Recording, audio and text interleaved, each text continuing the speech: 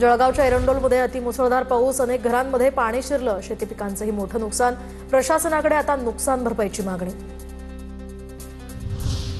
जालन्याच्या अंबड तालुक्यातल्या सिरसगाव या परिसरामध्ये मुसळधार पाऊस, गावातील नागरिकांच्या घरांमध्ये पाणीच पाणी साचल्यामुळे जीवनावश्यक वस्तूंचं मोठं नुकसान।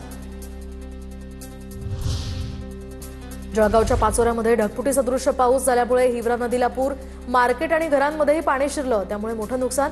पुलावरून पाणी वाहत असल्यामुळे वाहतूकही विस्कळीत। अहिल्यानगरच्या पाथर्डी तालुक्यामध्ये मुसळधार पावसाचं अक्षरशः थैमान, पावसामुळे पागोरी पिंपळगावात पाणी साचलं, ग्रामस्थांना दोरीच्या आणि जेसीबीच्या साह्यानं बाहेर काढण्यात आलं। जळगावच्या पाचोरा शहरासह तालुक्यामध्ये अनेक गावांमध्ये अतिवृष्टीचं थैमान, पालकमंत्री गुलाबराव पाटील आणि मंत्री गिरीश महाजनांकडून पूरग्रस्त भागामध्ये पाहणी, पूरग्रस्तांना तात्काळ मदत करण्याचंही आश्वासन। बुलढाण्याच्या सिंदखेड राजा तालुक्यामध्ये मुसळधार पाऊस, तर रुमणा या गावामध्ये नदीचं पाणी शिरलं, नदीकाठच्या घरांमध्ये पाणी शिरून संसार उपयोगी साहित्याचं नुकसान।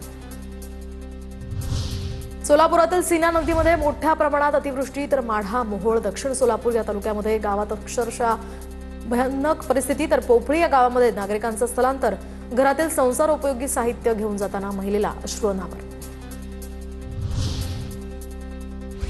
कोळेगाव, खासापुरी आणि चांदणी प्रकल्पातनं सोलापूरच्या सीना नदीमध्ये विसर्ग, सीना नदीत सध्या 2 लाख क्युसेकनं विसर्ग, सीना नदीवरील बापले, अनगर, मलिकपेठ, आष्टे बंधारे पाण्याखाली।